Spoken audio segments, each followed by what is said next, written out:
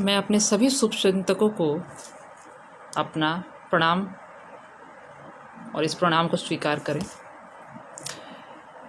मैं जब भी अपने विचार में या कभी भी बोझिल होती हूँ तो मैं अपने शुभचिंतकों से अपने विचार या अपनी बात को कहने की उचित समझती हूँ। और सबसे महत्वपूर्ण बात यह है कि आप सभी ने मेरा प्रत्यक्ष या अप्रत्यक्ष रूप से हमेशा मेरा मनोबल बढ़ाया है, सहयोग किया है, किसी ने प्रत्यक्ष से, किसी ने अप्रत्यक्ष रूप से, और इसके लिए मैं सब किसी की शुक्रगुजार हूँ। आप लोगों के बीच आज अपनी बात कहने के लिए मैंने इससे पूर्व भी एक आध बार अपनी मन की बात कही है और आप लोगों से मेरे को बहुत मेरा मनोबल बढ़ा है, मेरी हिम्मत बढ़ी है।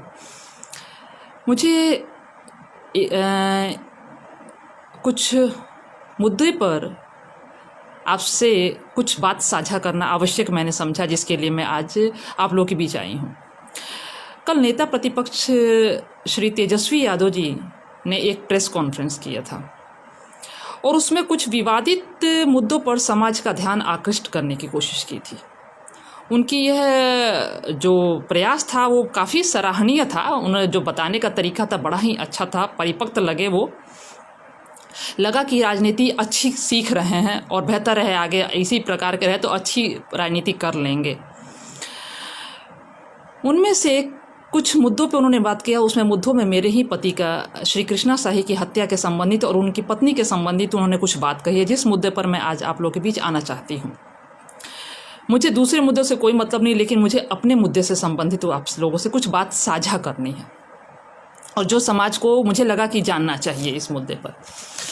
सबसे प्रमुख बात यह है कि घटना मेरे पति की 19 जुलाई सन 2017 को होती है। उस समय माननीय तेजस्वी जी और नीतीश जी की सरकार थी और जो एसपी महोदय थे उन्हीं के समाज के थे। और अगर मैं थोड़ा कम जानती हूँ, फिर मुझे कहीं ना कहीं से पता था कि उन्हें कहीं संबंधी में दूर दराज के आते भी हैं। उन्होंने 7 घंटे के अंदर अनुसंधान करके केस फाइनल कर दिया था। दूसरी बात कि जब एसआईटी के द्वारा टीम गठित की गई और एसपी महोदय आपके जो समाज के ही थे श्री रवि रंजन यादव जी और आयु महोदय भी जो नियुक्त हुए वो फुलवरिया के थानाध्यक्ष जो कि आपके ही समाज के थे,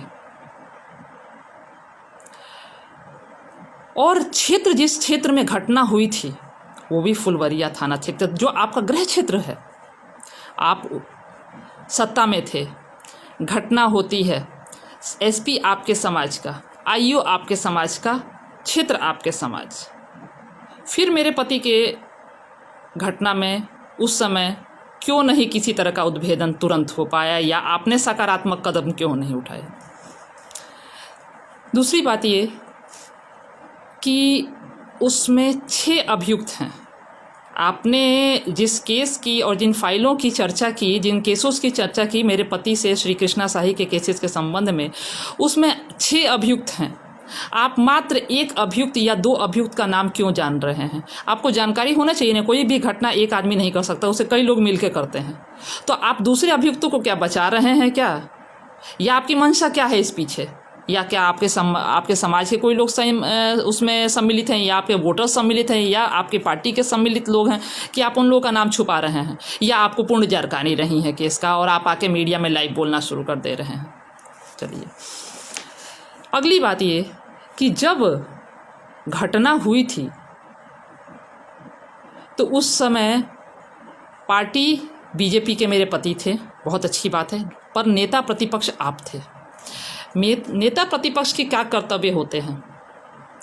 सभी लोग आए, सीपी ठाकुर जी सर जी आए, अरुण साहब जी आए, मिथिलेश जी आए, सभी माननीय विधायक या कुछ ना कुछ कोई आया अपना अपना पक्ष रखने या मेरी सांत्वना देने आया।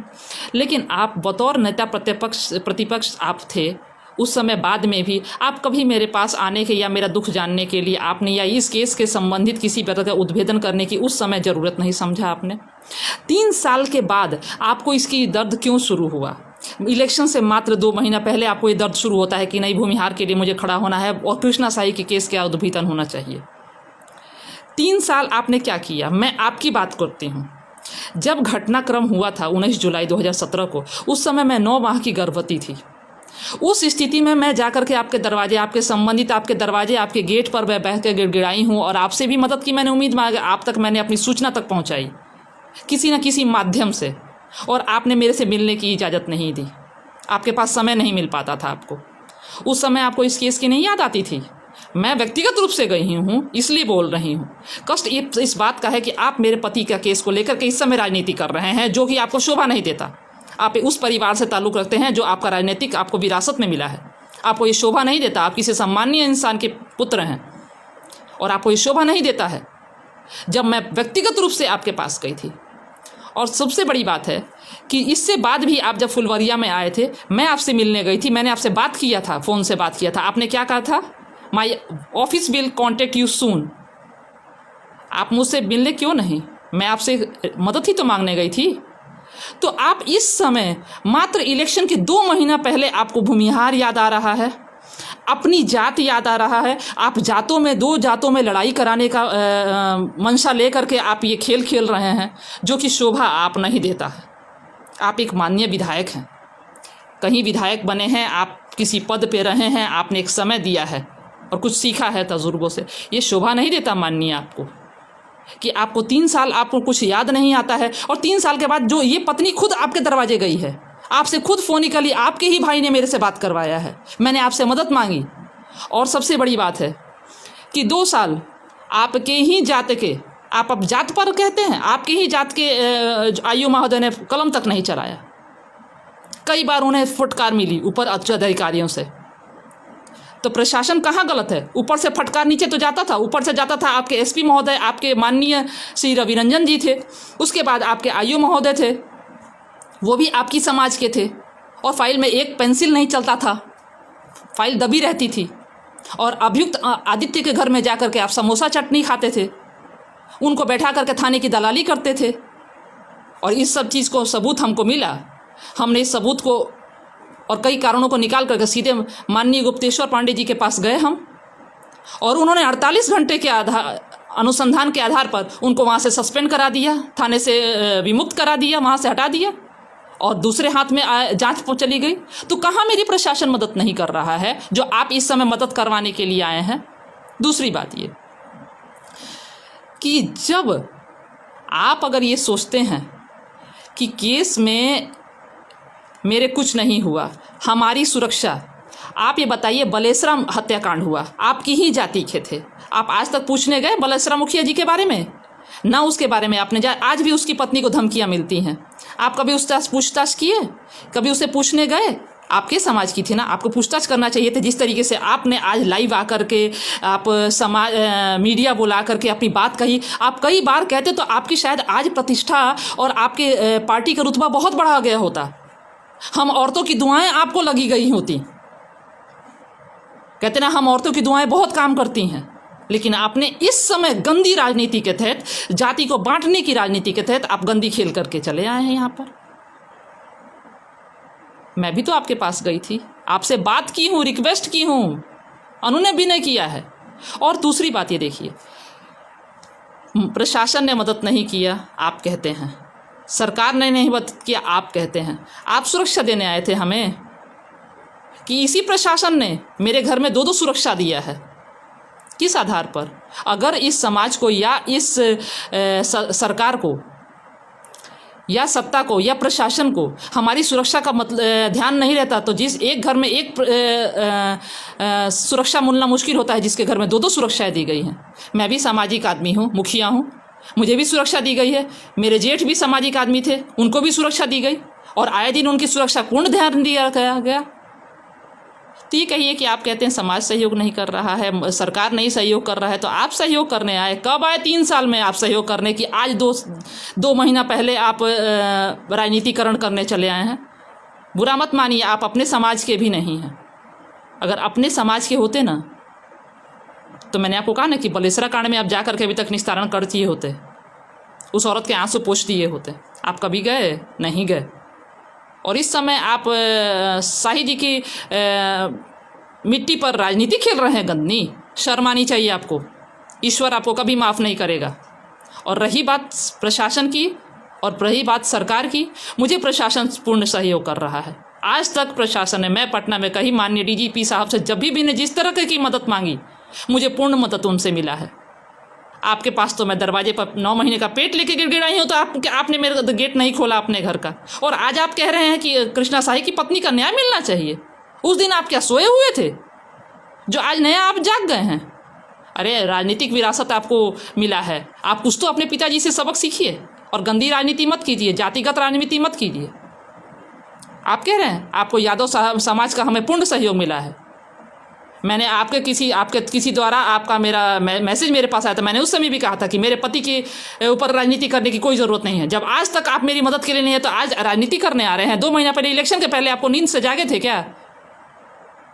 ये अभी तक 3 साल सो रहे थे, जो आज आपकी नींद खुली हुई है, और आप करके गंदी राजनीति खेल रहे हैं।